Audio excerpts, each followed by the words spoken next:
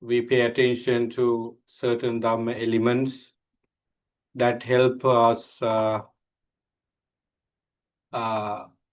self-control, discipline. Perhaps we need to develop them further in order to feel better. Today, I would like to discuss about such Dharma so that you can think of them and take good decision to develop them. Sometime the Dharma that I discuss are the things to avoid from. So today I would speak 5 mental state that we should avoid, and when we avoid these 5 state of mind, you can see positive 5 state which you need to pay attention and develop further. The 5 negative dharma that I'm going to talk about is called Pancha Nivarana, 5 hindrances. These 5 hindrances are the representatives of the entire unwholesomeness in mind. They are damaging the mental peace and happiness. They are the unwholesome states that block our way to peace and happiness. Because of this very reason, they are called hindrances. They hinder the possibility of our mind towards peace and happiness. Therefore, they are called hindrances. The first one is sensual pleasure. The pleasure that one experiences through enjoying the form, feeling, form, sound, smell, taste, tangible things, and also thinking. That is called sensual pleasures. It is an inborn quality of this life because we have senses and we get information through senses. So the body is designed, the human body is designed to enjoy them. The human body is designed to experience these sensory experiences, and the human mind is always seeking pleasure out of seeing, hearing, tasting, smelling, touching, and thinking. However, this is detrimental for mental well-being and happiness. Therefore, it is called hindrance, sensual pleasure. The second one is vyapada, ill will. The will has become ill. We always have a good will. Goodwill is again loving kindness, maybe compassion, maybe benevolence, and it has turned into other way around. So we call ill will, hatred, the irritating feeling. That's the second hindrance. When we have this hindrance in mind, we do not feel happy, we do not feel pleasant, we are very furious. The level of anger decide the level of damage we have for our peace and happiness. Why this anger arises in mind? What are the main reasons for anger? We can discuss that. So basically, sensual pleasure feeds anger. In other words, sensual pleasure puts sources for anger. We can discuss why this is saying, why sensual pleasure has become the cause for anger. So basically, you know now that sensual pleasure is the first hindrance and ill will is the second hindrance, and the third one is tina middha. The Pali term tina middha means sleepiness and drowsiness of the body. Friends, if I give the correct and very close phrase for this, I think that makes sense. It's like dislikeness for doing good things. Tina and Midda is speaking about the sleepiness and drowsiness of the body. We are not forward to do good things. Whenever we have the chance of doing something positive, our mind drag us and put ourselves into a certain mundane things or something negative. That is the nature of sleepiness and drowsiness. If I give you an example, you would understand the concept better. Suppose it's a snowy day, difficult to drive. Of course, winter time is a struggle time. So you have to participate a very good a meditation session 15 minutes away from your place. There are so many factors there to cancel your program. It's snowing, it's so cold. When I drive there, an accident might happen. Why can't I read a book about it instead of going there? It's too cold. How could I know that I benefit from this talk, this meditation? So you can have many reasons to cancel you. So if you are going there, you get a lot of benefits. You know that, but still you don't like it and say so many reasons to cancel it. That kind of feeling comes to mind because of sleepiness and drowsiness. You have so many things to do it, but you find other way around to cancel it. That idea comes to mind because of the hindrance, the sleepiness and drowsiness of the body and mind. And in the morning, we can wake up and do our meditation for well-being and happiness. Of course, it is the time that you can sleep well, but you think that I should do this. One day you did that, next day you think, oh, I shouldn't do this.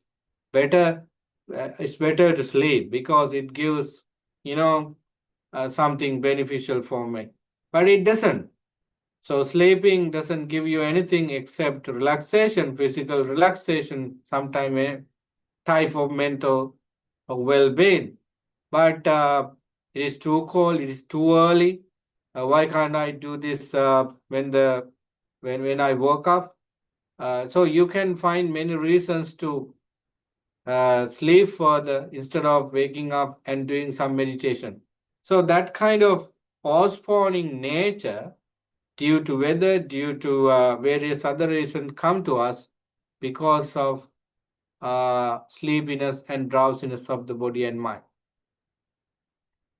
The fourth hindrance is called Uddacha Kukkucha. That means restlessness and worry of the mind. When we have sensual pleasures active in mind, there is a temptation to be angry, to be heedless. Then what happens is our mind is agitated. It's running here and there.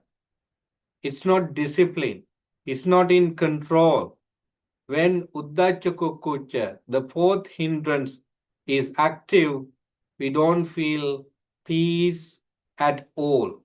Our mind is not in proper place.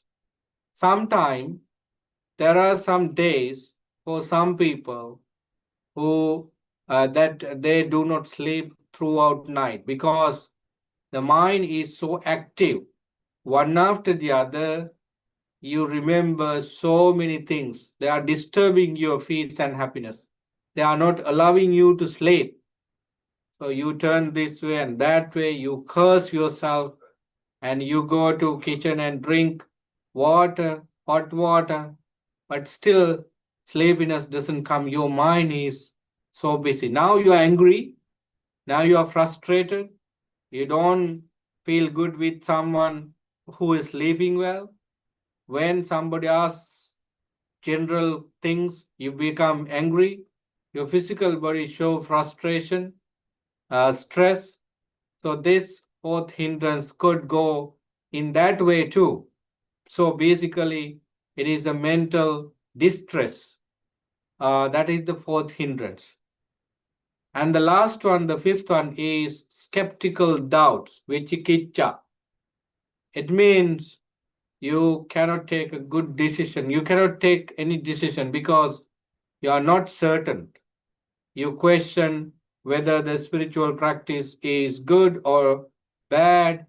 Am I in a position to do it? Does it give me those expected results? Is the Buddha enlightened? Can we become enlightened? How could meditation work? It is better to go out and stay with friends than doing meditation. It gives me happiness at the moment. So doubts can work in different ways. But friends, out of these five very nasty mental state, the first one is really dangerous because it's like a friend to you because you like enjoy your senses intentionally. You take time and enjoy the senses. You like always them to keep up so that you reject any other things in your life. You always seek the pleasure. That is really dangerous because in behind it, what you have been doing is cultivating greed, hatred, and ignorance. Not only greed, not only attachment you develop through with that kind of things, you of course provide enough fuel for anger to arise. I told you at the beginning that anger is like fire inside. So they are coming up, they are developing inside always, and they are coming up when you do not get the opportunity to enjoy your senses. Suppose you are always seeking to enjoy your eyes, ears, nose, tongue, body, and mind. It doesn't happen sometime in the way we think. Then we become angry. So anger might arise immediately as a response to the missing opportunities of sensual pleasures. So when both sensual pleasures and anger come and develop as a whole, sleepiness and drowsiness exist, restlessness and worry can be seen in our life, and doubts make a lot of damages. Uncertainty also is a part of the family, and they are working together to make us a hell in our life. So, friends, these five together or one after the other arise due to the underlying unwholesome state of mind. The basic roots of those five is called lobha, desire, craving or desire, and then or greed, and those the seed of ill will, hatred, and moha, ignorance. These are the three roots that all unwholesome state of mind come into effect. but we are unable to pull them out, pull these three root causes of suffering out at once. First, we have to attack the five hindrances. Then we develop the five important qualities in mind as weapon, so that we can use these five weapons. They are good weapons to pull out the seed of all unwholesome state. So now I'm going to mention you the important five things. These five hindrances disturb you, it weakens your wisdom, it erases your ability to be mindful and concentrate, so that they are negative. And when we understand these five things as negative and dangerous, then we have the chance of developing five important positive qualities. They are called Savitakka, Savichara, Piti, Sukha, Ekaggata. These are the Pali terms that the Buddha gave, and we try our best to explain them to you in simple terms. Savitakka, Savichara, Piti, Sukha, Ekaggata. So Savitakka means positive thinking. When you understand that anger, sensual pleasure, ill will, sleepiness and drowsiness, restlessness, doubt, they are really bad, you are going to have type of wisdom, type of understanding that in your mind. So then your thinking, your vision is going to be really good. So with vitakka, the first quality, and vichara, the second quality, we mean your thinking is going to be right, and then it produces supportive thoughts further down, giving you piti, rapture, third one, sukha, piti, sukha, happiness, and ekaggata, the fifth one pointedness. So let me tell you these positive five. Right thinking, and first one, right vision, vitakka, and which are override vision, you produce a wholesome thinking thoughts. Therefore, you have rapture. It's a kind of happiness in your mind. And PET is the third one, rapture, and the fourth one, sukha, happiness. And as a result of happiness, ekaggata, your mind is controlled and centered and disciplined. So these are the five positive qualities you have when you understand the hindrances are negative, and then you work on certain principles like meditation. For example, when you understand that my mind is always dealing with five hindrances, you find a way to get out of it.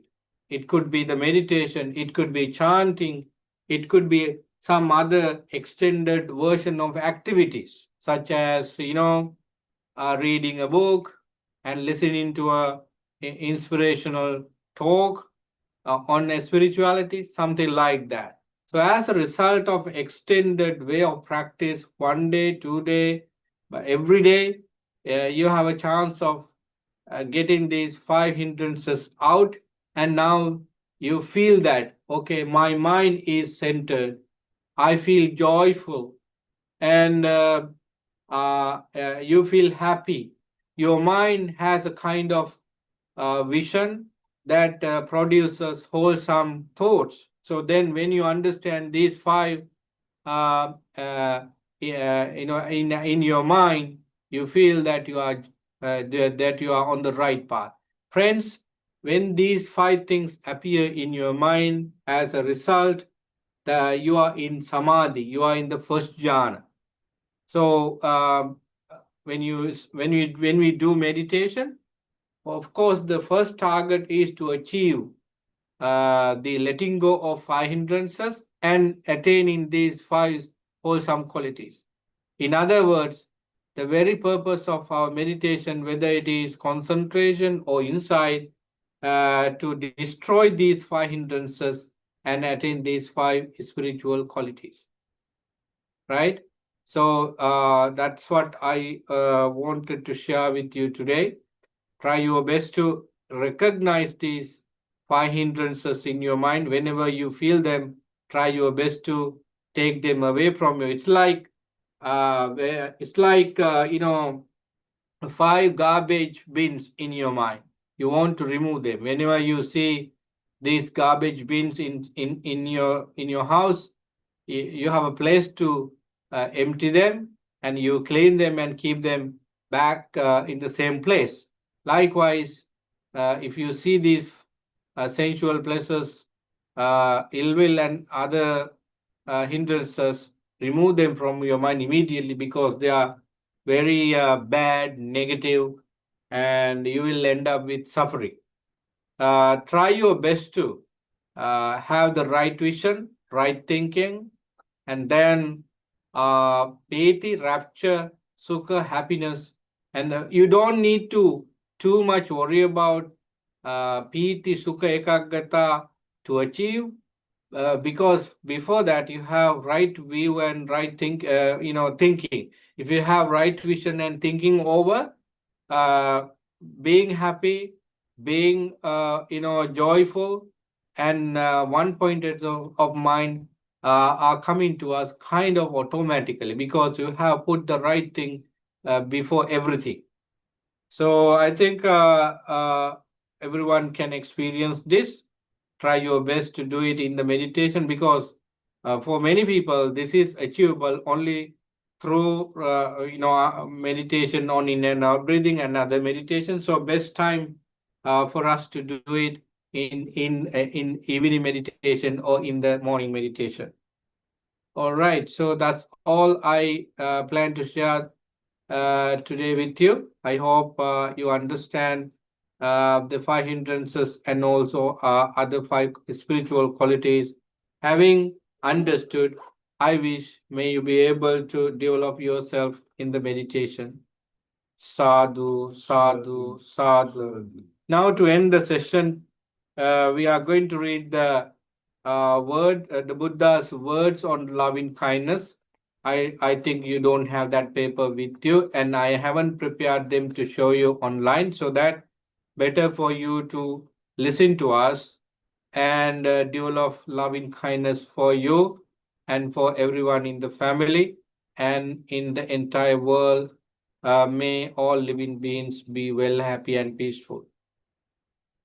This is what should be done by one who's skilled in goodness and who knows the path of peace. Let them be able and upright, straightforward and gentle in speech, humble and not conceited, contented and easily satisfied, unburdened with duties and frugal in their ways, peaceful and calm and wise and skillful, not proud or demanding in nature. Let them not do the slightest thing that the wise would later reprove, wishing in gladness and in safety. May all beings be at ease, whatever living beings there may be, whether they are weak or strong, omitting none, the great or the mighty, medium or short or small, the seen and the unseen, those living near and far away, those born and to be born. May all beings be at ease. Let none deceive another or despise any being in any state. Let none through anger or ill will wish harm upon another.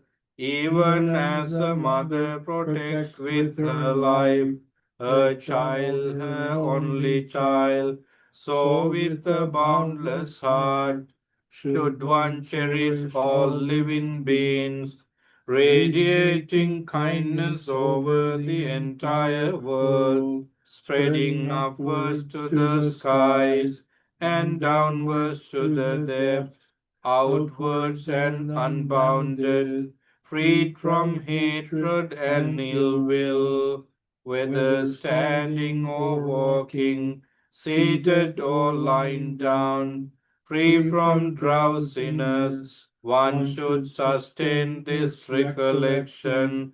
This is said to be the sublime abiding, by not holding to fixed views, the pure-hearted one, having clarity of vision, being freed from all sense desires, is not born again into this world. Sadhu, sadhu, sadhu. Thank you very much for your participation. We wish you, may you be well, happy, and peaceful. See you next Monday.